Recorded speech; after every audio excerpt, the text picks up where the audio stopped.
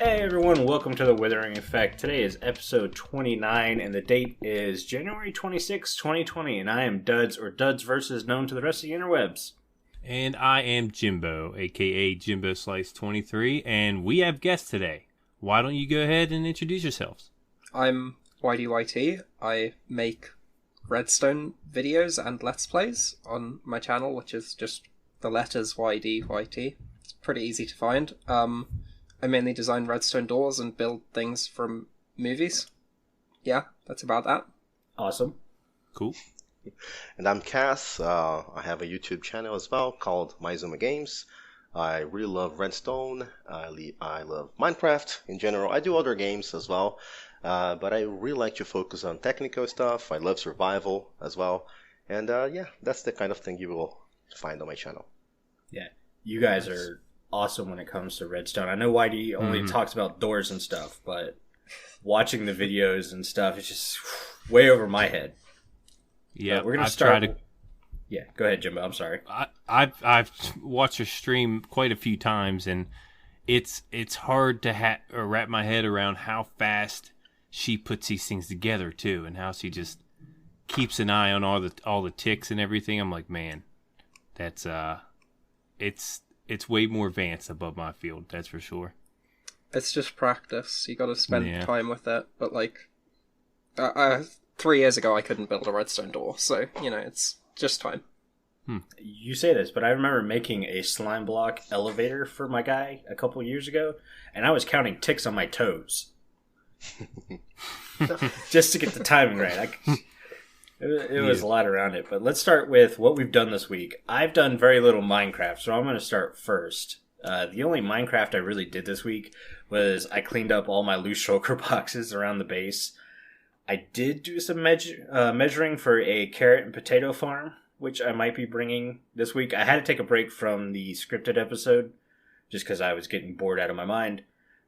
So I hopped on the server, and I'm still getting that like frame drop issue, so I really can't wait for Optifine. But yeah, other than that, I finished the drywall project in my actual house, which I'm excited about. Now I don't have a giant gray wall. So It come out good? It came out very good. It looks like a closet now. Good. Yeah, how about you, Jimbo? What did you do this week? Well, I've actually been playing Minecraft a good bit this week on the Ripple Effect. I say we, me and Winter. Winter's helped me out in this tower design. And I'm going to build a tower, and he's going to put Iron Golem Farm in there.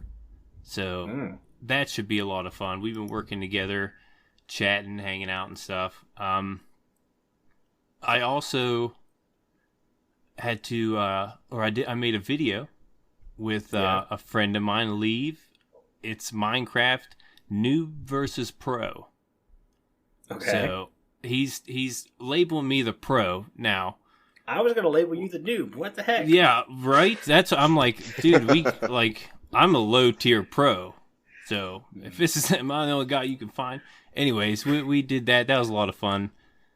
And yeah, I plan on recording this tower episode here soon on the Ripple Effect server. So stay tuned. Awesome. How about you, Cass? Well, recently, I don't think I've been doing a lot of Minecraft recently, but that's usually what I do. In January, up until maybe February, I take a little bit of a break because I don't know, I can't help myself, and sometimes most of the time during the year, I do projects that really consume my mind. Yeah. I can sometimes I'm really passionate about this game. Sometimes I can't sleep because I can't stop thinking about projects. And this is the kind of level I get to the game. So I really need the break, and this is the time I'm taking a break with the game for now. Breaks are awesome. I 100% agree with that. I think me and Jimbo have been fighting through the burnout the last month or so. So we feel kind of just got over it. So this week I haven't really done any work on doors because the previous week I spent like 14 hours in one day designing a door because I ran out of time for it, and it was for a competition for Cass actually, and so I kind of had to grind that out, so I'm burnt out on doors. But I've been occasionally logging into the Ripple Effect to dig some sand and gravel there because I'm building a Death Star out of concrete, but like it gets a bit boring. So other than that, in my survival single player world, I've been building 250 by 250 circle of grass because I'm building Isengard in that world from the Lord of the Rings, and it's just a lot of grass placing. But luckily I learnt about grass farms recently, so that's made that a lot easier. I have never heard of a grass farm. I did see your thing go out for the stream, and I was upset I missed it. But yeah, a grass farm? What the heck? Okay, so basically, this isn't very well known, but if you use a hoe on coarse dirt, it turns it back to dirt. So you can duplicate gravel, and then use 2 gravel and 2 dirt to make 4 dirt, or to make 4 coarse dirt. Then you till that 4 coarse dirt, and now you've got 4 regular dirt. So then you use that 4 regular dirt and 4 gravel to make 8 coarse dirt. Then you till that 8 coarse dirt, and etc., etc. And then you basically just have infinite dirt. Yeah, I knew about making coarse dirt with gravel, but I never knew tilling it could turn it into dirt. Nor did I. I learnt it. I was just getting down the YouTube rabbit hole, and I found an El Mango video from 2015 about it. So I managed to manipulate it into a working farm, and yeah, seems pretty good. Daggone. Now this grassy area, is that where the tower is that you made? Yeah, it's the Tower of Orthanc from The Lord of the Rings. It's the tower that Saruman's in, if you've seen the movies. Oh, it looks amazing to build. Well done. I'm glad you like it, yeah. Yeah. My tower's nowhere near that size, by the way. So if you're looking for a good tower, look at hers. Jimbo, you saying you have a tiny tower? Well, come on now. It's not that big. We'll leave it there. I couldn't help it. I am definitely the mental capability of a 5th grader. Great timing. There's a Prototac grass farm as well, right? By Ray. Really? I don't think I've seen Ray's one. Yeah, it's awesome. I haven't seen it. I'll have to look it up. His farms are usually really good, so I'll see what he did. Did you guys see that? I have not seen it. I never heard of a grass farm till now. It's really awesome. They use Enderman, the ability that Enderman have to pick up grass blocks, and then they have kind of a spiral build that's mostly vertical, and then I think the grass gets replaced by dirt blocks. It's very complicated, but I think it's an awesome project. Really, really cool. I have to find that. Interesting. Yeah, it does sound pretty cool. I mean, there were a couple months ago, I was begging for grass on the server. People just kept giving me shulker box full to shut me up. Wish I would have known about that. Do you guys have some sort of exchange, like a trading system? Do you guys, hey, I want some resources, you guys want some other resources? Yeah. For the most part. We have shopping district, but nothing explicitly that there's a trade rate, per se. Yeah, it's kind of like trade for what I need or diamonds. Yeah. The grass for me was just to shut me up. Yeah, not everything's for sale. I guess if you did want something in bulk, you just ask another server member and they'd, kindly trade. With that, let's get into the news because there's not a lot of news, so we're going to fly through it. 115.2 is out, and that's the last of the 115 updates. Per a tweet I think I saw from one of the devs, that they're already on to 116 or the Nether update. I'm super excited for the Nether update. What about you guys? Is there anything in particular you're looking forward to? Oh, the Nether forests. I really want to see how they implement trees, and I see all the different kind of mushrooms, just new blocks in general, man. That always excites me. I'm kind of interested in seeing where they go with trading with the, what were they called? Piglets or something? Piglins? Piglins, yeah. I'm hoping that that's well implemented and it's not just these are villagers but look different. I want it to be something special about these that distinguishes them, basically. Good point. I was just really hoping for the coarse flower trade, so I don't have to grind any more digging up coarse plants. I'm excited for the blue flame. I really hope the blue flame has some kind of other abilities than regular fire. I don't know, maybe it can turn water into ice faster or something. Oh, this would be cool. So that's kind of what I'm hoping for. But I think it's just going to be a flame in a different color. Who knows, maybe Mojang will listen to the podcast and take your suggestion on board. I don't know. For 29 episodes now, I've been yelling about getting a red dragon, and they won't give me my red dragon. Oh, that is true. The other part of the news is that Jeb has come out in a tweet about the mountain biome, saying it's going to get done this year. Kind of feel bad for him because he was just kind of wishing people Merry Christmas and got bombarded with, when's the biome update? Yeah, I thought that was supposed to be after 116. I guess did it too. Could still be. Depends on when 16 comes out. Well, I mean, we have two most years, as of late, two updates. So 117 I could see coming out in December 2020, maybe? Yeah, well, they're definitely going to try to get 116 out before Minecon, right? Because obviously they're going to be announcing 117 at Minecon like normal. Yeah. Yeah, it shouldn't be too long. No, but that's kind of it for Minecraft news, unless you guys got something else you want to talk about. Yeah, I want to mention a little bit. I want to talk a little bit about the Nether update. Okay. I think more things can change with the way we play the game. I think the Nether dimension is a place where nobody wants to be. Once you get there, there's not a minute you want to be there. You can't wait to get out of the Nether. It's a boring place. Yeah. You don't have any references.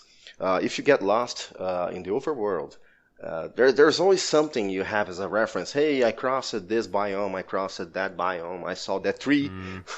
But now there's nothing like this in the Nether. And now things are going to change. We're gonna have actually interesting biomes to visit. Maybe, I don't know. I think that the gameplay itself it's almost like a quality of life improvement, in my opinion. What do you guys think? I agree 100%. I think originally the Nether was designed so you could get lost and confused easily in it, and I think they're realizing that was a mistake, like you said, because once you go into that, I think I mentioned this on the last episode.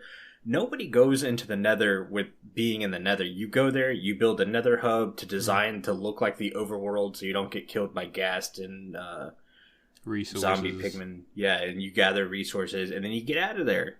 But now, hopefully, the Nether will be a place you want to live. Are the beds still going to explode in the Nether, or can you put it build a base in the Nether now? Live amongst the piglins in your gold armor. I think a whole new world. I think they wanted to change this thing with the exploding beds as well, but I'm not sure. And the piglins, I think they're going to do trading as well, right? Yeah. Yeah. Oh, as far as I know, you throw them gold. You throw them like a gold ingot, and they throw you something back. No one's sure what that is, but... Yeah. The thing I was thinking could be bad, now that you talk about it in this way, though, is if 116... does make the Nether into a much more inhabitable place and people choose to live there, how's that going to reflect on servers? Because on a lot of servers, people's Nether portals, there is a Nether portal 20 blocks down the tunnel very often, and it could, on servers, people's bases could, if, for example, when 116 comes out, a lot of servers, I imagine, such as Hermitcraft, for example, will probably be resetting, and a lot of them will want to do stuff in the Nether, and I'm worried that it would reflect in really small areas for everyone. Obviously, that problem isn't reflected in single player, but in multiplayer, it could just become too cramped. Very true. My only thought against it would be hopefully they didn't change the Nether ceiling, how you have that good what is it, about 40 or 50 blocks of netherrack before you hit the bedrock ceiling.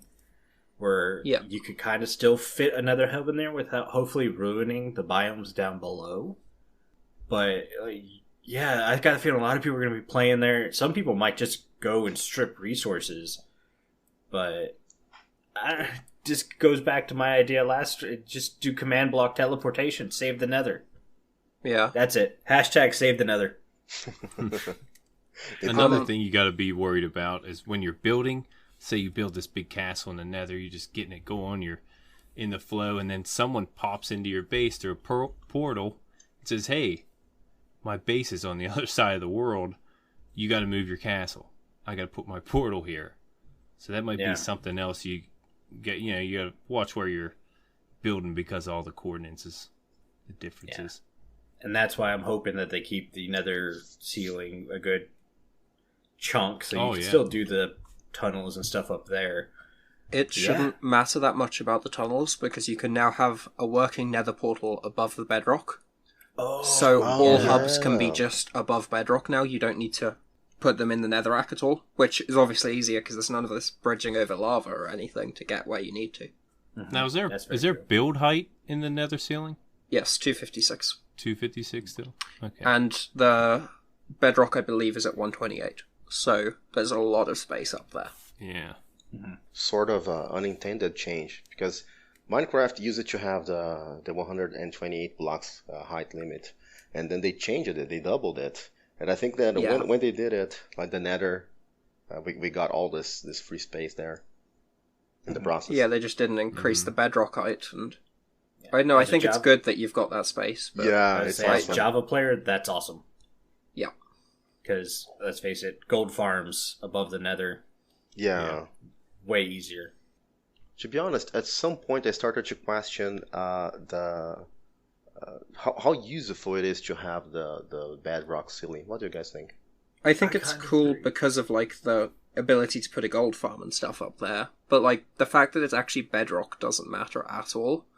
Because I think that in the current version it takes like 2 minutes to set up a machine to break the bedrock. That's fine. In a couple versions of the past, it's been a nightmare, and then there was some where you just had to grow a dark oak tree and it would break the bedrock. So, like, bedrock's never really been an issue with it being there. And, like, to any, I'd say, reasonably experienced survival player who is interested in building farms, they disregard the bedrock completely. To a new player, I'm sure it's quite interesting and, like, what's above there, etc. But, like, most people aren't new at this point in the game's lifespan. Yeah, I'm trying to think. Back in Comicraft, like the first season we had, our server was like 1.8 or 1.9, and we were on Spigot, which for some reason wasn't allowing us to break the bedrock, but we knew we wanted a gold farm, so I want to say literally everyone just voted to go into creative mode and get rid of the bedrock where we needed to. And then turn back. It's like, I get why it's there, and I could also see why it's not useful, but at the same time, yeah, everyone just disregards it. It's a new place for a farm. And the fact that you can build out of there, does it really make it out of bounds? If you can place blocks? They have places where you can't place blocks. That's out of bounds, but... Well, they grow mushrooms up there, so that's got to mean something, right? One plus side about it is it's not spawnable, so you don't need to light anything up there. That's true. Yep. Unless you get lost. Really easy. Yeah. So if anything, you want to light it up just to make a path. Yeah, that's true. The one thing I'm not really easy about it is the fact that mostly we have access to that awesome area because we find bugs in the game. Let me be honest. It's the bug that we use to break bedrock is very easy to fix. So basically, we are dependent on the fact that some people are still reading the code and trying to crack this thing, and then we have access to the nether. We can break the ceiling, but at some point maybe they will change their minds. They will say, hey, no more bedrock breaking for you guys. So this is what I'm afraid, because we are going to lose something really awesome if they do this. I mean, I feel like they've done that in the past, though. Like, so they intentionally patched out the dark oakwood one, which was the one you did in, like, 1.9, I think? Which was you grew a dark oakwood tree on top of a dark oakwood tree, and for some reason the leaves would go downwards through the bedrock. And they patched that exclusively because it was a bedrock breaking thing. So, and everyone was like, oh no, they've removed this. And then someone found out about the dragon egg thing, and then people used dragon eggs. And then they patched the dragon egg, so then someone found out about the current headless piston way. And I feel like, even if they do patch it, we've shown so many times that we want that, and then we're probably going to figure out how to do it again, that maybe they won't patch it this time, if that makes sense. Yeah, I think you could turn it into, like, an achievement kind of thing where maybe there is a special tool you can find in survival or an enchantment that gives you like an unbreaking 7 or something like that allows you to be able to dig through bedrock. That could be interesting, yeah. Yeah, just accept the fact that we're gonna break bedrock, make it a little bit cooler for us to get there and a little bit easier, maybe. But yeah, well, I mean, if they're gonna patch it up, it is the Nether update. Now would be the time, I guess. Yeah, makes sense. That would get people more in the Nether than above the Nether. There's one thing though: if they ever allow us to mine or whatever the bedrock blocks, they will never drop the blocks. This could be possibly game breaking, right? Yeah. Yeah. No, I agree. Like, the block shouldn't be an item you could pick up. That would just make any farm that you farm something with a wither so broken. Besides all the pranks on public servers and... Yeah. Definitely not. But if you guys are good with Minecraft news, we're going to go ahead and move on. Good? Good? Yep. All right, we do have a listener comment, and I say this every time. I'm so sorry if I mispronounced your name. I am very lackluster when it comes to this, but Paige Ramel left a comment on our YouTube channel, but also joined our Discord and left a comment, and it's kind of long, so I'm going to try to read through it, and then we'll get to talking about it, because it's a really cool idea. He says, "Hey, just watched episode 9 about updates that changed Minecraft, and your discussion about putting Minecraft or magic in the game really stuck out for me. I had some ideas on how it could work." He then says there could be a block/station, I'm guessing like a Minecraft table or something like that, like a crystal ball or something, similar to the enchanting table that you would have to use to learn spells. The spells would cost levels, just like enchanting or repairing, so players would have to choose between spending their levels on enchants or spells. And to balance the spells out, instead of consuming mana or MP, they could have an item consumption, like a bow uses arrows, for example. Maybe you could learn a fireball spell that would cost 30 levels to learn, like how enchanting works, and the spell would consume like 16 coal per cast. Maybe you could get a levitation spell that could use phantom membranes, a fall damage spell that uses slime balls. And that's it. What do you guys think about that? That is pretty neat. That's I think he's on to something there. There's I like the crystal ball idea. I really like that. How you mentioned the station looked like a crystal ball. And yeah, the levels, that makes sense. Different items per spell. I mean, it works. I like to see it. I think it sounds pretty interesting. It sounds kind of like a combination of like a bunch of different magic mods that have been out there, I guess. Because you've got like ones that like give you specific spells, and then you've got ones that cost items and whatnot. Obviously, I feel like it's not something Mojang would ever add, because magic mods, for example, have been in the game since, I don't know, I've only played modded since 1.5, and I can remember magic being a thing around then, and Mojang have never even suggested they'd be interested in adding magic, but like, it definitely sounds like an interesting idea, and if a mod, for example, were made out of something like this, I think it would be a cool kind of Vanilla Plus kind of thing, because it doesn't sound like it's full-on, like Thorncraft, for example, where your whole game has to revolve around the magic. This just kind of sounds like it's a little extra, which I think is the way to go with these kinds of things. So it sounds very interesting to me. How about you, Cass? What do you think? I don't think I have a very popular opinion on this subject, but really I believe that vanilla Minecraft is ready for magic. I've always wanted to have some sort of magic thing. The player can maybe, I don't know, throw fireballs, or as mentioned before, levitate or something like that. I don't know. I really like that kind of stuff, and I think it suits Minecraft. I think I'm right there with you in the fact that, so we have this combat update coming up, and on one of my podcasts I talked about upgrading armor and weapons, and I think magic could like slide in there perfectly, and the way he has it set up I think makes a lot of sense. So let's say you spend 30 levels and you get the quote-unquote fire charge spell cast.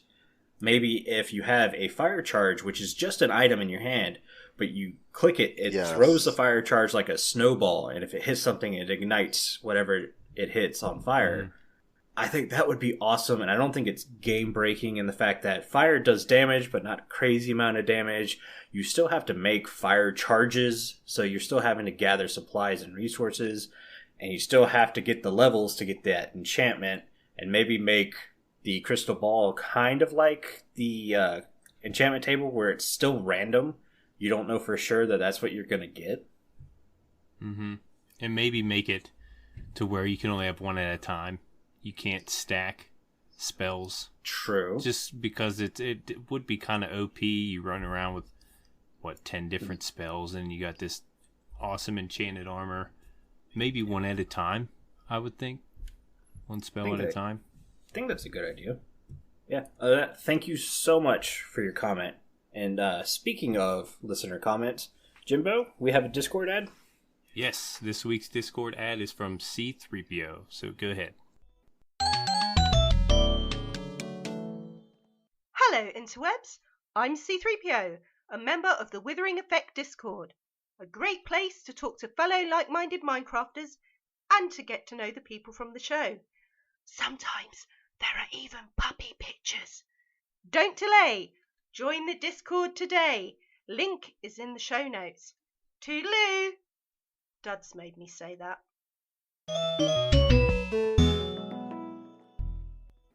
Okay, and we're back. Thank you so much, C3PO, for the Discord ad. And speaking of our Discord, we're trying to get you guys more involved with a lot of the stuff we have going on in there. And I came up with the idea for Block of the Week. Come to find out, Moyen came up with the idea for Block of the Week way before I did. So we're going to rip them off a little bit and do our own version of it. So, Block of the Week, we have you guys vote between 3 blocks that we'll talk about the history and maybe how we'll improve the block or whatever. And this week, your choices were coral, sponge, and redstone lamps. And sponge won overwhelmingly. Yes. So, yeah, you guys Kinda really happy for the sponge. Yeah, I was rooting for redstone lamps. I had so many ideas for redstone lamps, but you guys wanted the sponge. So I'm okay with the sponge. I like the sponge. Yeah, I'll go into a brief history, and then we can maybe talk about how we can improve the sponge. But I'm not really sure how you can improve the sponge. So let's start with, it first appeared in 0.019a way back then, but then they removed it after like 50 minutes of use, and it didn't show back up until beta 1.8. Sponges can be found in ocean monuments or dropped as a item when you kill the Ender Guardian. They can absorb a 7x7x7 thing of water. Definitely needs to be bigger there. They share the same sound as grass when you break them. I thought that was interesting. And then when you place a sponge in the nether, it will instantly dry. And then you can harvest the water out of a sponge using a furnace/blast furnace and an empty bucket in the output. I didn't know about the nether thing. That's how I was going to improve the sponge. What about you guys? I like the idea how you said make it more than 7x7x7. So what if you could make your sponge bigger? Maybe you put 4 sponges together, you get a big sponge. You could take out more water that way. Maybe you can make an enchantment for a sponge called Super Desorbent. Yeah. The enchanted picker sponges. The bounty sponge. Oh, that's awesome. For you guys aren't familiar, I don't know if bounty's a product everywhere. Oh yeah, it's paper towels. Yeah, but in America, they're things the quicker picker upper, and they could just absorb everything. Yep. So, yeah. YD, how about you? What do you think you could do to improve a sponge, or do you think it's fine just the way it is? I have 2 suggestions for improvement. The first is a tool for harvest, because it doesn't have one. And it takes like 2 seconds to mine, and that's annoying. So yeah, we get I want it to be mined by, I think a shovel would make the most sense, but like, honestly, any of them are fine. I just think it should have a tool, like basically everything else in the game does. And then I think that having a better way to get them in the late game would be good. So I feel that the way you get them currently is fine for the majority of the game, but then you'll reach a point in your world where you're not really gathering that many resources anymore, except for when you're starting a project, and then you go to clear out some water, and you realize you've only got, 8 sponges, and you have to go ocean monument raiding, and, if that's not something you want to be doing, I think there should be an alternative way to get it. I don't really have any ideas for how that would be implemented, other than trading, which feels too cheap and easy, but... sponges grow in coral reefs, right? It would make sense to maybe have some in there. Yeah, I feel like they should keep them spawning at a rare rate, but, some people just don't want to go ocean monument raiding, and, if you don't want to go ocean monument raiding, there shouldn't be this block that, shouldn't only be in an ocean monument, if that makes sense. Yeah. Ocean monument raiding is literally one of the only things that keeps me from doing single-player worlds, because I love Sea Lantern so much. I know I'll have to make a Guardian farm, but I hate making Guardian farms so much, I don't want to do it. I think they're a lot better now that you've got this soul sand trick. That's true. Yeah, it's much nicer, right. and unfortunately the first video for one of those was released 2 days after I finished raiding one, so I was a bit unlucky on that, but from what I've heard, making one of those farms, it's no longer a 50-hour process now, so that's definitely better. Awesome. What about you, Cass? What do you got for improving a sponge? Oh, sponges. All right. I've been thinking while the guys were talking. Mm-hmm. So I think that one thing we could do is to add enchantments to sponges. About the tool, YD talked about that. So I think a tool we could use to harvest sponges could be shears. Mm-hmm. Yeah. Yeah, could work. I'm down with shears. Yeah, shears could work. And it definitely gives another use for shears. Yeah, and I thought of 3 different enchantments that sponges could have. I would like for every item in the game to be really renewable, and if you want to farm it, there's a way to farm it. And of course, it's not true for everything. It's the way that the game balances out. Mm-hmm. So, one enchantment I thought about is an enchantment that gives the sponge some sort of unbreaking functionality. In the same way that sometimes when you use your pickaxe, there's a probability that it's not going to lose any durability. There's a chance that when you use your sponge, it's not going to be wet, so you can use it again. Oh, that would be awesome. That's enchantment number 1. Number 2 would be a dry over time. So if it has level 1, 2, or 3, I don't know, if you place your sponge as a block in the game, it's going to dry over time, even if you are not in the nether. Because let's face it, when you're using your sponge, you're not in the nether, right? You don't want to cross a portal just to dry your sponges. You're most likely going to have a furnace arrangement there, or something like that. And the final enchantment that I would love to hear your guys' opinions about is the sponges for lava. Yeah, yes. I know it's pushing a little bit, but what do you guys think? Especially if you could do the harvest lava like you could do water trick, it would be a lot easier maybe because wet sponges stack, right? Yep. Yeah. Yeah, so if you use sponges in lava, you could then stack, which would make it easier to maneuver lava around. Oh, this is awesome. That's interesting, yeah. Great idea. I would say I'm all for it if you could harvest the lava like you do the water now. Yeah. That's interesting. The one thing about these kinds of enchants is I feel like it would need a major overhaul of the whole enchanting system, because we don't have currently any blocks that can be enchanted. And so, to add enchantments to a sponge, I feel like I'd personally feel a bit upset if they added enchantments to this block and to no other blocks whatsoever. Yeah, one block. Makes sense. So, I'd want to see if... I think these are great ideas, and I think that enchanted blocks could be an interesting concept, and, I'd like to see where they could go with something like that, potentially. Like, with other blocks. Why do you just opened up a can of worms and kicked us in? No. I agree 100%. You can't enchant one block without the others. But I don't know, what other blocks could you enchant? What would be... Slime blocks? Maybe they're used for other things in building. Make them True. more bouncy, something like that. Yeah. Ice, so it doesn't melt under the sun. True. You could maybe have an enchantment that you could put on any block that would make it immovable. Oh, I like this. That, So that, Oh, man. like... So personally, when building doors, I don't use slime blocks unless I need to use slime blocks, because I don't want to have any obsidian around, like, the edge of where those blocks would have to come out of the door. And so, like, if I could make those blocks immovable, then that completely negates that issue. And I feel like it would make seamless redstone completely different.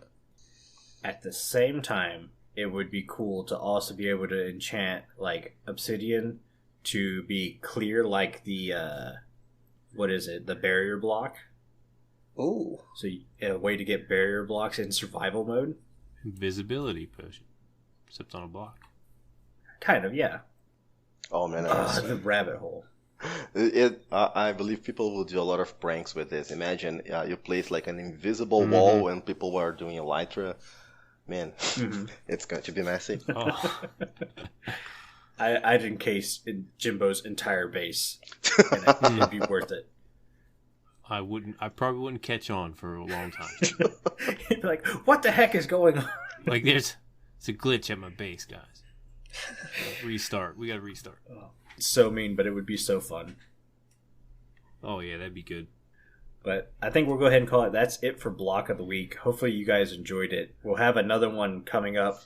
I think Carl said every Thursday we're going to be posting new blocks for you guys to vote on. So keep an eye out for that on the Discord. And we're going to our main topic, which is basically our guests. With the lack thereof of Minecraft news and updates and stuff. Kind of going to decide to focus on you guys. So I hope you're okay with kind of being thrown through the ringer interview style. First, we're going to hit up Maizuma Games, or Cass.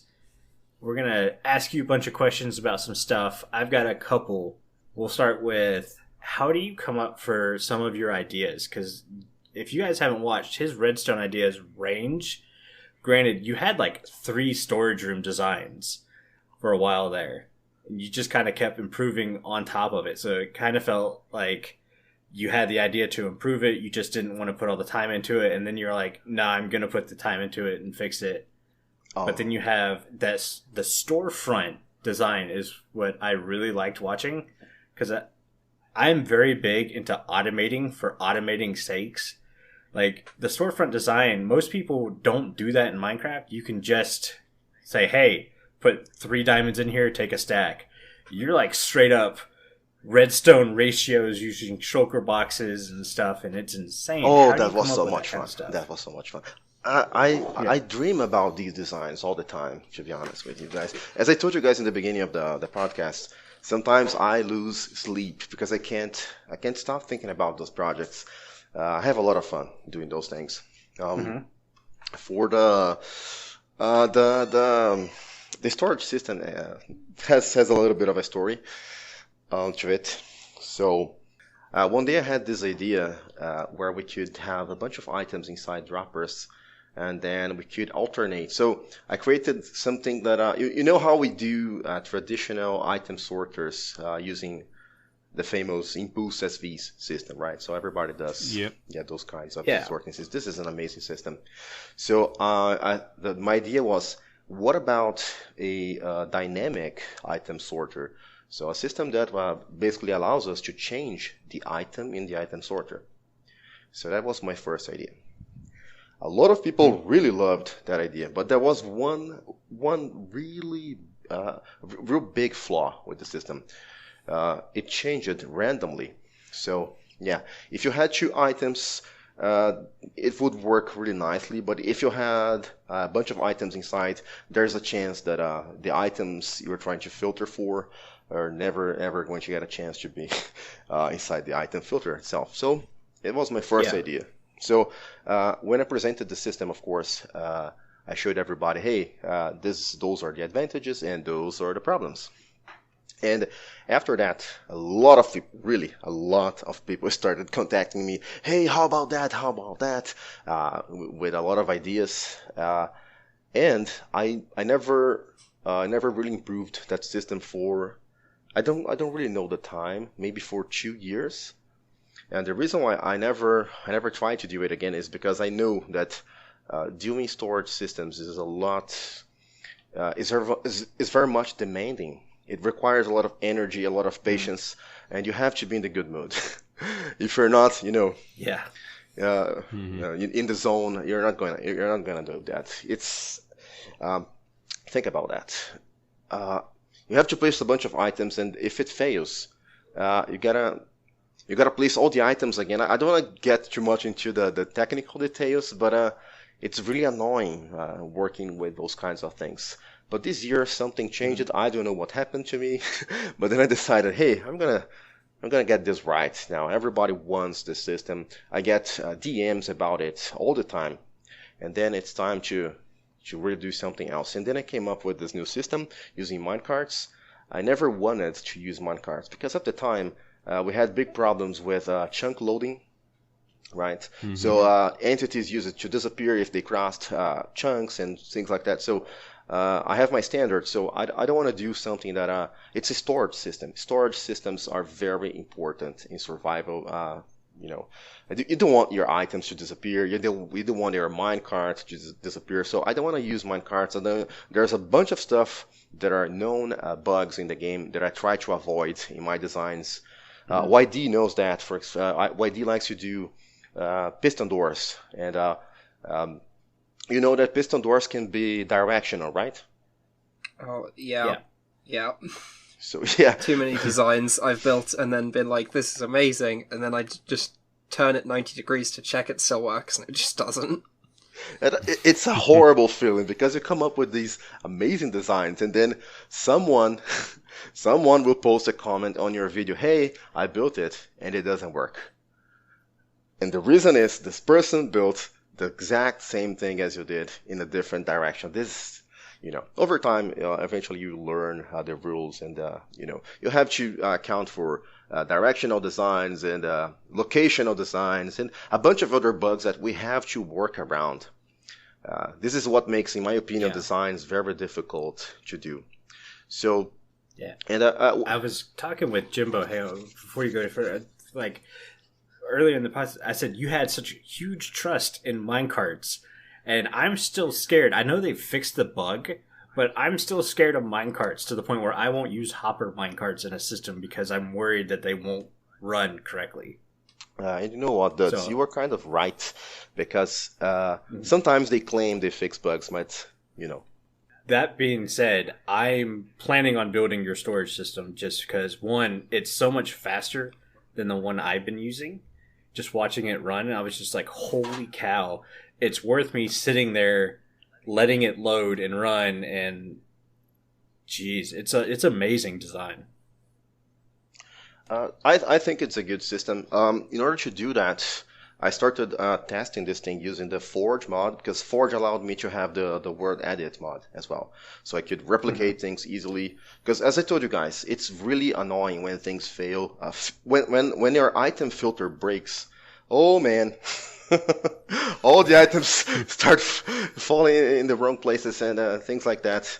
And I had as well, Forge was a problem as well. And then Namebone, actually who wrote what is the name of Namel's mod? Do you guys know? Carpet mod. Yeah, the carpet mod. Yeah. I used carpet mod because I needed to speed up the process in order to stress test the system.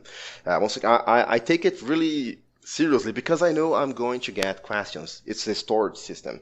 I don't want to mess with storage systems. I know that when people use your systems, you're going to get some criticism, and you want things to work. I know I don't want to get too serious about it, but as a YouTuber as well, you want things to work. You want to have you kind of feel that a little bit of a responsibility. Some of my designs got into hermitcraft, and sometimes you wanna look good, right? When someone showcases something that you do,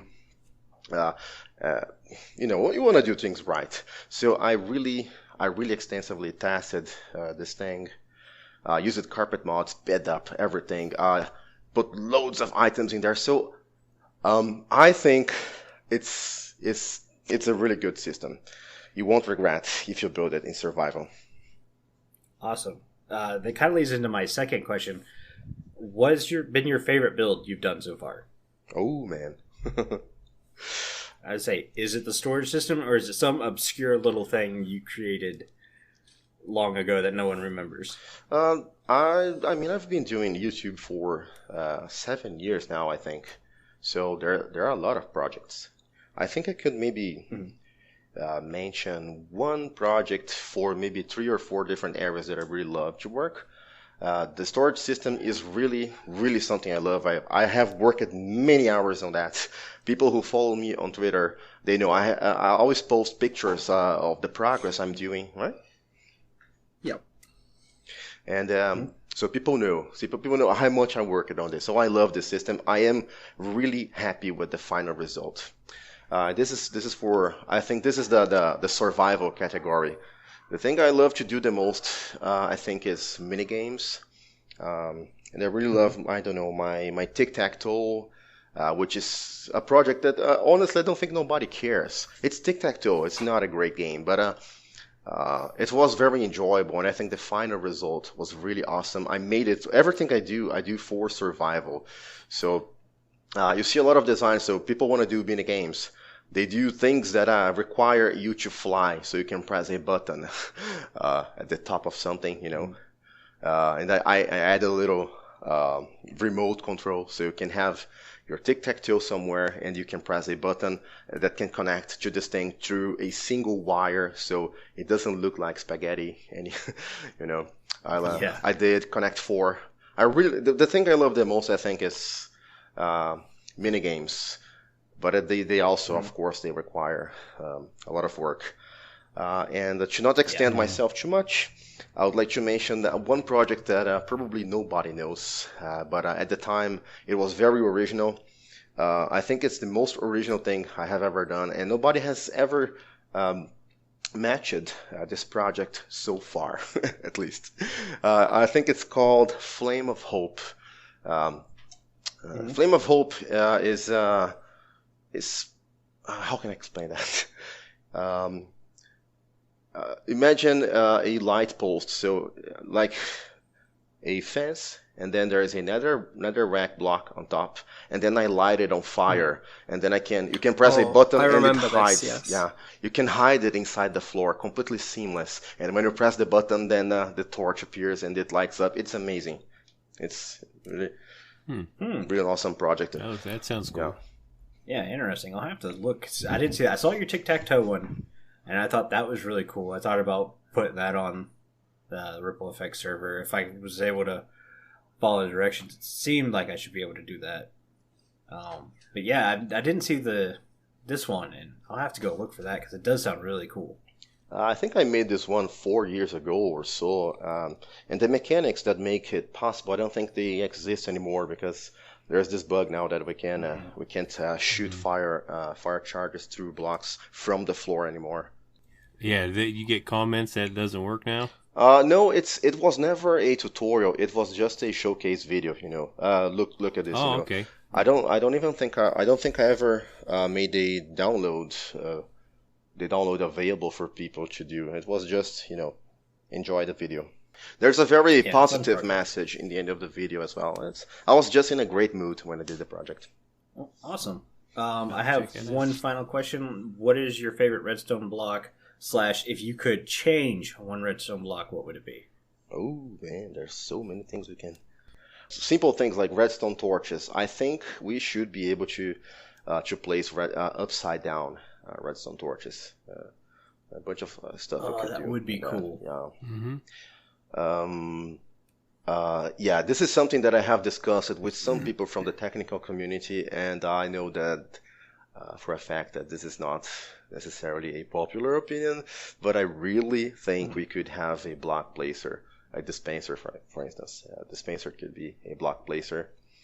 Some people say it would break the game. Oh, if you can place blocks. And mostly the argument people use against it is it's going to make things really easy, or I made an awesome project that's going to become useless if you have a block placer. But I think it's going to open so many doors. Yeah. Mm-hmm. I mean, I kind of agree with you. Every time Mojang makes a change that breaks Redstone, usually within 3 months, somebody's already found a better, easier way to replicate the farm or mechanic that was being used before. So, while I don't agree with some changes, I agree that every change is like a new avenue to do something differently and could be for the better. I agree.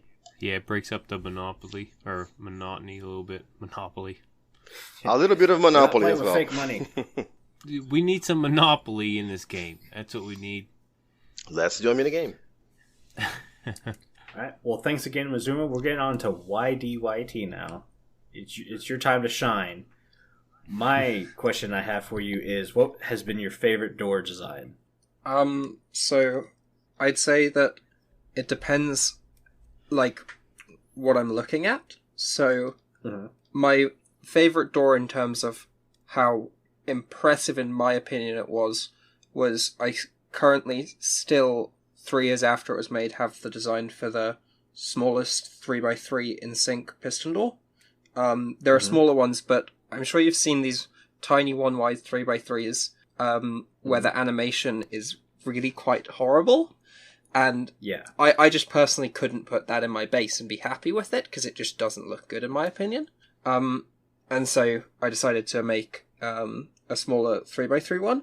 However, I feel like anyone who is quite knowledgeable about Redstone and wanted to could make the exact same design. Like, I don't think there's anything impressive about it. So then, one that I made quite recently, Albany from the Ripple Effect server commissioned me to make a walrus door for him. By commission, I mean it was more like he asked me and I was like, yeah, sure. And so it's a 5x4 door with some of the blocks sticking out and other ones not. So it's a like 3D 5x4, kind of like a vault door, but not quite. And I'd say that's probably my favorite because I had to do so many things in it that I hadn't done before. So, for example, I'd never built a 5x5 door before, and I use a 5x5 center block, the mechanism for a center block in that. I'd never designed a seamless hipster floor, or seamless hipster door by myself. I knew of designs, but I wanted to do everything on this one by myself without, like, just going on YouTube, entering seamless hipster door, and just copying the design. So, like, as a whole, I'd say that's probably what I'm really proud of, because I think I streamed the whole project over about 6 weeks, and, like, from my first versions to my last one, I think I genuinely improved a ton as a redstone at doing it, because, like, I'd never built a 5x5 before that, and then after doing that project, I've built 5 5x5s in, like, the span of, like, a month. So, like, I think it's quite interesting, like, how one thing that, in my opinion, building a walrus door shouldn't make me a better redstoner, it did, and so that's probably why it's my favourite. Kind of crazy that just the phrase in itself, building a walrus door, made me a better redstoner. Yeah. It also did quite well on Reddit. It got, like, 10,000 views, so I was pleased with that. Oh, really? 10,000? Nice. That's amazing. Nice. Yeah. Just views. Upvotes, it was only, like, 2,000, but, like, I'm pleased with the views. Only 2,000. You're way better than me. Yeah. Amazing. Every time I post something on Reddit, I get banned. Oh. It means you don't comment enough. They have a shadow bot that if you don't comment enough but you post your own content too much, they think you're just self-promoting, so they just ban you. So you have to, like, go to other people's stuff and say, hey, this is really cool every few weeks, so you can keep posting. Good point, because I am very much a lurker on Reddit, and it's very rare for me to post something on Reddit, but every once in a while I tried to do it, and, like, I got banned twice. So. Yeah, it just looks like you're self-promoting, basically. Gotcha. My favorite of your doors is the YD door, where you, like, you put your name in the door. So, I love that one. That's actually inspired by something Cass did.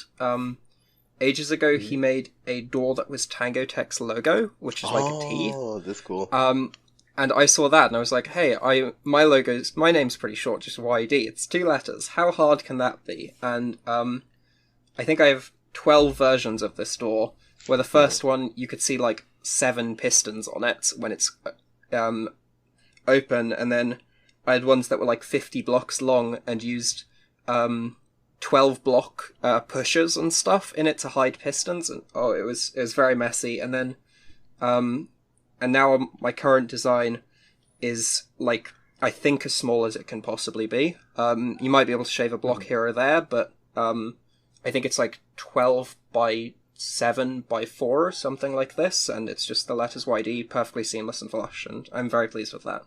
It's definitely a very cool looking door from my point of view. I could never think to do anything like that. So watching both of you guys do these redstone mechanisms, I'm just like, what? Well, the thing with doors is, I'm actually not that good at doors in comparison to a lot of people. So, like, in comparison to the average Minecrafter, I think I'm quite good at it. But then if you look at, like, some door YouTubers, I just get blown away by them. So, I don't know if you guys have seen the YouTuber Spacewalker, but this guy's doors are absolutely ridiculous. So, he has a seamless glass 3x3 door. So, it's a 3x3 of glass with blocks around it. You can't see any pistons. And it closes in 0 seconds. Literally 0 seconds. Because he uses 0-sec technology. And, like, one day I decided I'm going to download this world and try to dissect it so I can try and understand it. And honestly, I have no idea what's going on. It's very impressive. Yeah. Shoot.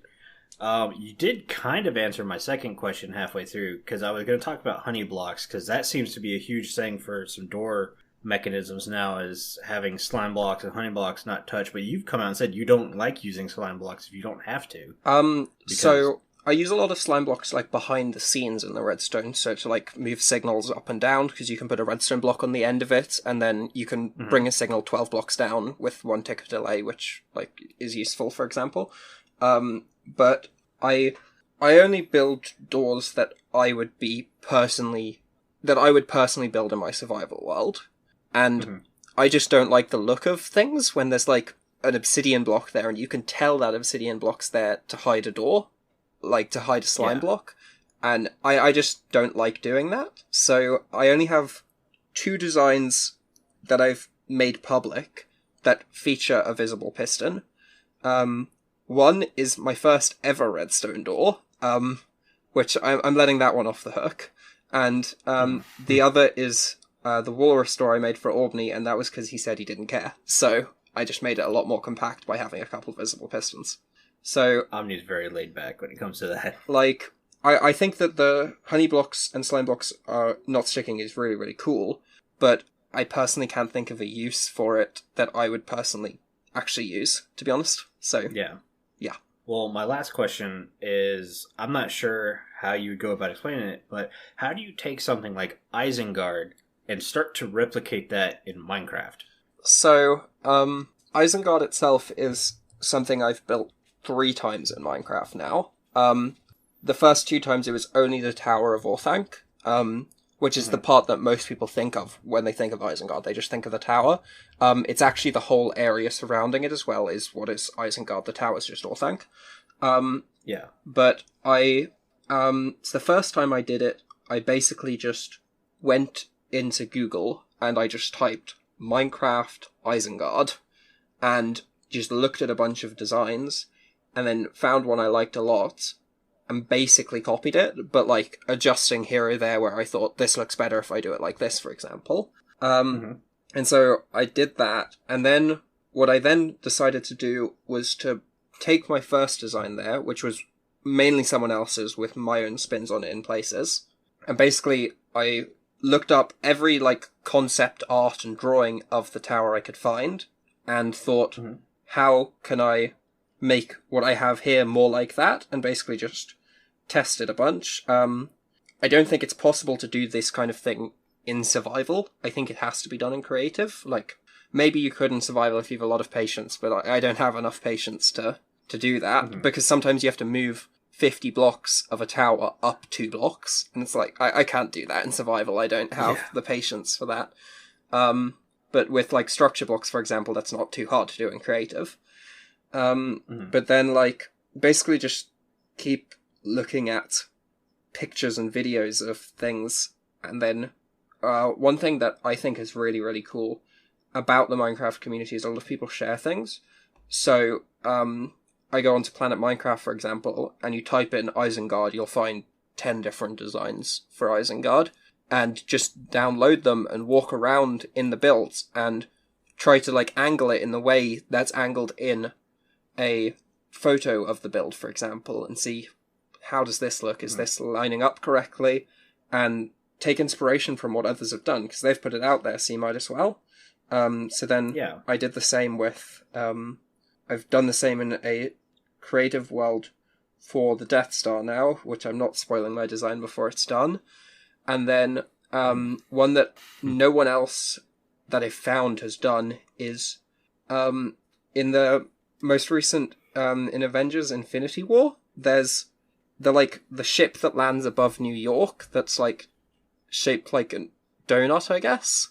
I've got a design for that one, which I'm planning to put into survival at some point. I don't even know what that thing's called, so I don't even know how to find if other people have made it. But that one I had to basically just look at all the pictures of the movie that I could take, and it's probably less accurate because that thing's not on screen for very long. But yeah, it's basically just look at it a bunch, test it in a test world for a lot of time, and then one thing that I think is definitely important if you're doing things in survival on this scale is the use of something like Schematica or Lightmatica to be able to put like a projection of where to place the blocks in your world. Because the first time I built it in creative, and I didn't know about Schematica, so I did it manually tabbing between two screens, and I definitely would not recommend doing that because it's going to take like much longer. So the most recent time I built Orthanc itself in my survival world, I did it in, I think, 14 hours. Whereas the first time, I think it took me months. So it's you get more efficient at things, and you get to look at them better. And I think that's everything. Yeah, still 14 hours is a lot of time. I mean, it's a lot of time relatively, but the actual tower is the shortest part of this project. So, so far, I've, if you want to see photos of it, I believe there's photos in the Creations channel in the Discord server. That's a plug for your Discord server there. But, yes. What I did was I dug out a 50 by 50 hole, built the tower. That I did in 2 days, I think. And then I had to TNT a whole 300 by 300 area around it, because I'm building the whole of Isengard this time. TNTing that, I used just regular TNT flying machines. I didn't want to use a World Eater, because I didn't want to risk it getting anywhere near the actual tower I'd already built. And that took a week of AFKing. And then I've now been working on dirt for about a month and a half. And I think I'll finish the dirt tomorrow. And then after that, I have to design a wall that I can properly manipulate into going around a circle, because obviously at some places this wall's going to be 1 wide, and in other places it's going to be 12 long, because it's a circle, so it's going to be kind of awkward getting that. So I'm not sure how I'm going to do that one. And then I've got to build paths, which should be the easiest part of the whole project. And then I'm doing custom trees for the whole thing, and that's going to take me... I don't even want to think about that actually right now, but... So basically, Whitey's time is now taken up, guys. Yeah. And then the final bit is I've got to build a mountain in the background, but, like, that's more like once this whole thing is done, I'll then maybe take a year-long break and then come back to the mountain, because I spent enough time on it. But, yeah. Holy cow. Yeah, I wish I took a year break before I built my mountain. So it wouldn't be a bad idea. Yeah. That's all the questions I have. Jimbo, how about you? You got any questions for our guests? No. Pretty much, I don't know, I was just going off of your questions, actually. I didn't get to write down any. No, that's perfectly fine. We're running a little late as it is, but I wanted to thank you guys again for stopping by. It's super late for these guys. So I said guys a lot right there. Holy cow. But yeah, it's 1 a.m. for you guys now? It's 1 for me. It'll be 11 for Cass. Yeah, 10 for me. Yeah. Holy cow. So I'm going to go ahead and wrap this up, let you guys go. Again, thank you so much for stopping by. Jimbo, do you want to go ahead and read us out? If you like the show, you could share it with your friends and on social media if you listen to Spotify. Follow us, or if you listen to Apple Podcasts, leave us a nice review. Doing any of these really helps the show reach more listeners. If you'd like to get in touch with the show, send an email to podcast@rippleeffectsmp.com, tweet us, or join our Discord where you can have a chat with everyone who works on the show and fellow listeners. The links are in the show notes. Yeah, this show's been brought to you by Jimbo and myself and our gracious guests, Cass and YDYT. Thank you guys again so much for stopping by. Let's not forget about our digital producer, Carl. He helps make sure the show ends up wherever it should be and not trapped in the sorting machine of doom, as I'm calling it. The amazing music you hear in the intro and outro is created by the one and only Decoy. Everybody's social media info can be found down in the show notes. You guys have been so awesome. Thank you so much for listening and getting withered with us. You should probably go drink your milk now. Bye. See you later. Goodbye. Bye.